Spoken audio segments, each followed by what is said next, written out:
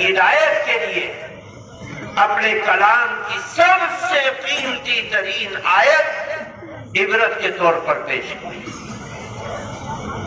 جو ایک بہترین پیغمبر کی زندگی سے اور زندگی کا پوری زندگی کا محنت اور نچوڑ، اور اس نچوڑ کے نتیجے میں جو واقعہ اللہ تعالی کی ذات اقدس کو حیرت میں ڈالنے والا ہے، اور اس حیرت میں اللہ تعالی پوری قوم کو اور امت محمدیہ کو ڈال رہا ہے۔ یہ ایک واقعہ صرف 3 آدمیوں کے مدرسے کی زندگی سے نہیں، ایک پوری قوم اور سماج کی تعلیمی، تمدنی، ایمانی اور عملی زندگی سے بہترین جوڑ اور تعلق رکھتا ہے۔ ہم بہت لمبی بات نہ کریں اور قیمتی فلسفے اور قیمتی احادیث طیبہ کی ورد گردانی کر کے لمبی بات کر کے اپنے گھر کو نہ جائیں کہ ہم ان باتوں کو سمیٹ کر اور محفوظ کر کے اپنے بچوں تک منتقل نہ کر سکیں، بجائے اس کے کہ ہم ایک چھوٹی سی بات کو لے کر بیٹھے جو اللہ کے نزدیک،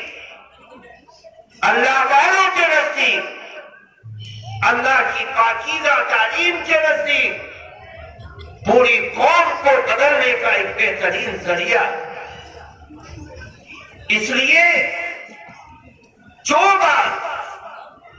اس اسٹیج سے بولی جائے یا بولی گئی ہے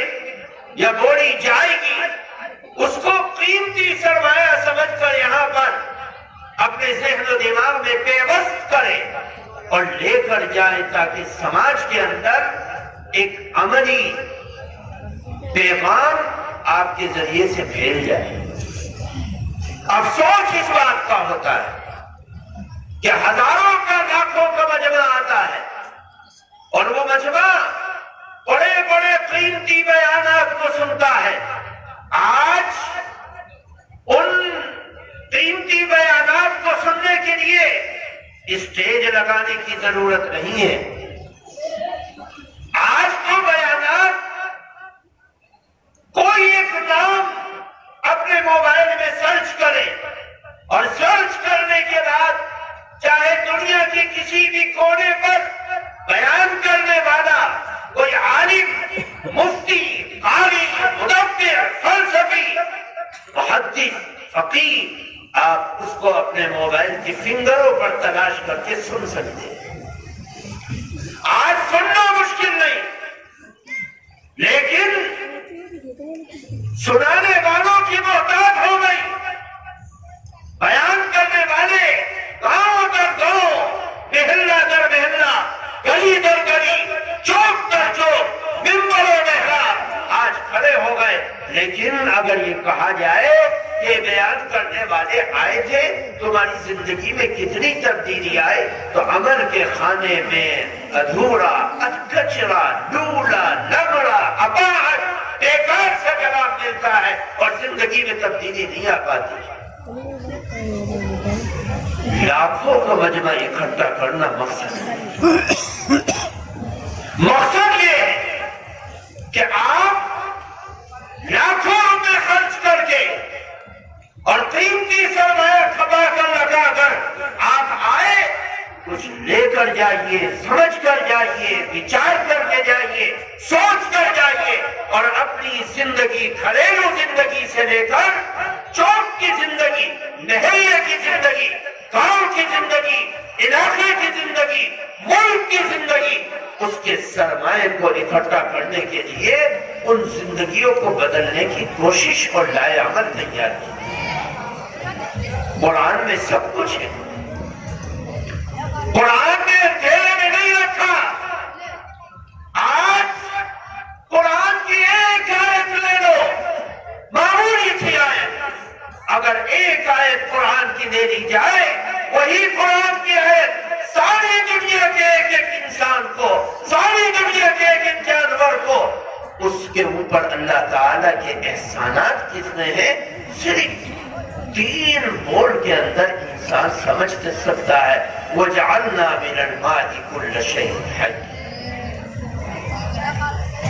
قرآن کو پڑھنے والے ہم ہیں، لیکن اس قرآن سے سمجھ کر اپنی زندگی دنیا کی، قبر کی، موت کی، حشر کی اور میدان محشر کے بعد کی زندگی کو بدلنے کا جو سسٹم اللہ نے دیا ہے وہ سبق نہیں دے پاتے. آپ جلسہ پورے رات کیجیے اور جب پوچھئے تو پلہ جھاڑ کر آدمی کھڑا ہو جاتا ہے، کوئی سبق لے کر نہیں جاتا. ان قرآن کی آیتوں کو، اس سرمائے کو، اس نظام کو ہم جو اس اسٹیج سے پیش کر رہے ہیں اور سننے والے سن رہے ہیں، اس کا مقصد صرف اور صرف یہ ہے کہ میری زندگی ذاتی زندگی، میری زندگی انفرادی زندگی، میری زندگی اجتماعی زندگی اور آپ کی زندگی، ان دونوں زندگیوں کے اندر اسلامی تبدیلی اور انقلاب آ جائے. وہ کب آئے گا؟ جب میں اور آپ عملی زندگی بنانے کی فکر لے کر یہاں پر بیٹھے. رسمی طور پر آ گئے تو کچھ نہیں ہوگا، رسمی طور پر آ گئے کچھ نہیں ہوگا. اور اگر عمل کی نیت سے بیٹھے ہیں، سب مت لو، ایک لے لو اور لے کر جاؤ اور یہ سوچ کر جاؤ کہ انشاءاللہ ہم اپنی زندگی کو بدلیں گے، تو پھر اس جلسے کا پورا مقصد اور اس کا خرچہ سب اللہ تعالیٰ وصول کروا دے. نیت کرو کہ انشاءاللہ ایک بات جو ہم سنیں گے وہ لے کر جائیں انشاءاللہ، اس پر عمل کریں گے اور اپنی اولاد، اپنے بچے، اپنے پوتے، اپنے نواسے، اپنے رشتہ دار، عزیز و اقارب سب کی زندگی کو بدلنے کا کام کریں گے. یہی ان جلسوں اور پروگراموں کا مقصد ہے اور یہی قرآن کا مقصد ہے. میرے دوستو، اللہ تعالیٰ نے قرآن پاک کی ایک آیت قرآن کا جز بنا کر میں نے قرآن پاک کی آیت پڑھی. اس آیت کو امت محمدیہ کی ہدایت کے لیے اور پورے معاشرے کو بدلنے کے لیے اور ان اداروں کے مقاصد کو بدلانے کے لیے قرآن پاک کی یہ آیت خدا کی قسم کافی اور وافی. اللہ تعالیٰ قرآن پاک سے ان آیتوں کے اندر ایک بزرگ پیغمبر نبی کے واقعے کو بیان کرتا ہے. اللہ تعالیٰ کے پیغمبروں میں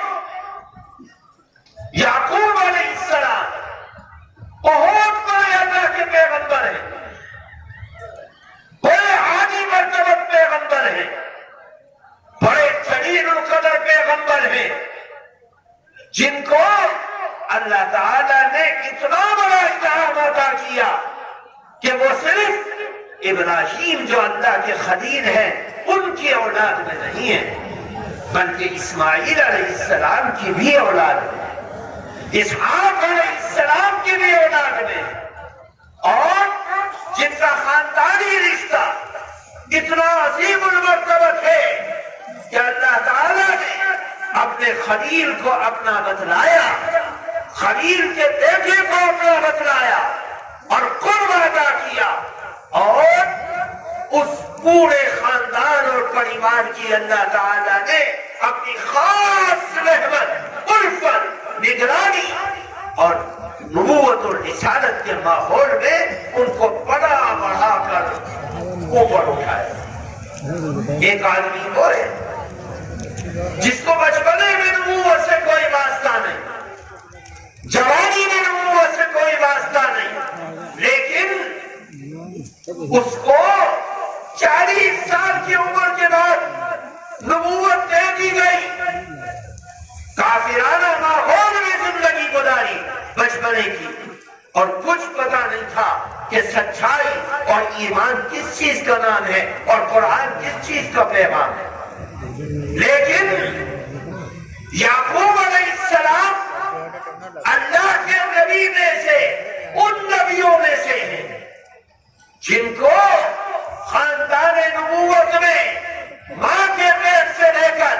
قبر کے پیٹ تک نبوت کی سرپرستی اور رسالت کی سرپرستی ان کو عطا کی گئی. اور اتنا عظیم المرتبہ خاندان جب یعقوب علیہ السلام کے بیٹے زندگی کی اپنے باپ کی انتہا کو دیکھ رہے تو قرآن کہتا ہے کہ بالکل لاسٹ ٹائم میں جب موت کے چھٹ